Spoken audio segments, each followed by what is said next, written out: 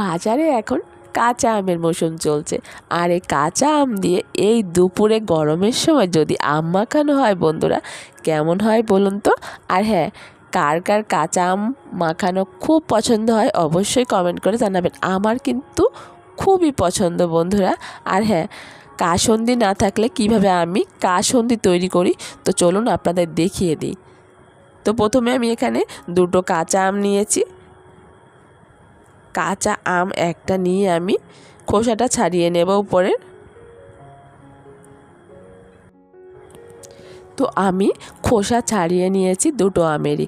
এবার আমি আমগুলো ধুয়ে নেব। তো আম দুটো আমি ধুয়ে গ্রেটার দিয়ে এবার গ্রেট করে নেব। আপনারা চাইলে বটি দিয়েও করে নিতে পারেন, কুচিয়ে নিতে পারেন।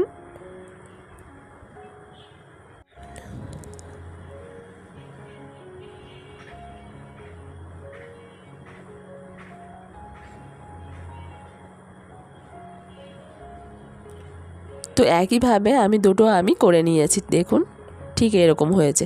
আর হ্যাঁ বন্ধুরা, আমার কাছে কিন্তু কাসুন্দি ছিল না।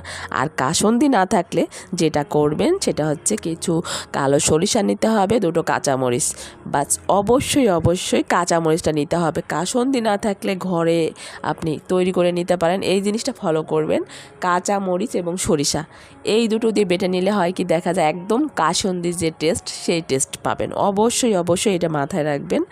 আপনার ঘরে আপনি যে কোনো রেসিপি করতে চান বা মাখানো মানে আম মাখানো খেতে চান, তো কাসুন্দি না থাকলে আপনার ঘরেই কিন্তু এইভাবে করে নিতে পারেন। কিছু সরিষা নেবেন আর দুটোর সাথে কাঁচামরিচ একসাথে কিন্তু বেটে নিতে হবে।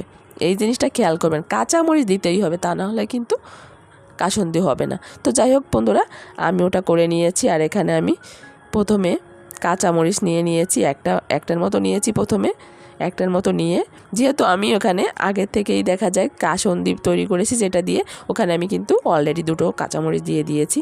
তো এ কারণে যাই হোক আমি মরিচটা ভেঙে নিয়েছি, নিয়ে সেই কাসুন্দি যেটা তৈরি করেছি আমি একবারে নিইনি, অল্প অল্প করে নিয়ে আমি কিন্তু মাখিয়ে নিয়েছি। আর এখানে লবণ নিয়েছি আর হালকা করে এখানে চিনি নিয়ে নিয়েছি।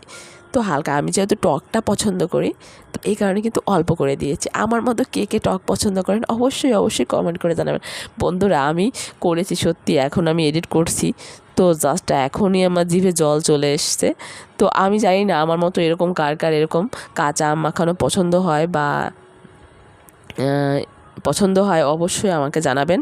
আর হ্যাঁ বন্ধুরা, আমি লবণ দিয়েছি, তবে হ্যাঁ লবণের পরিমাণটা একটু কম মনে হচ্ছিল, আমি খেয়ে দেখেছি এই কারণে আরেকটু দিয়ে দিয়েছি। তো অনেকে অনেক মানে লবণটা পছন্দ করে বা কম পছন্দ করে, তো তারা সেভাবে করে নেবেন। আর দেখুন আমার আম মাখানোটা কতটা পারফেক্ট হয়েছে। তো আমি একটু খেয়ে দেখবো এবার।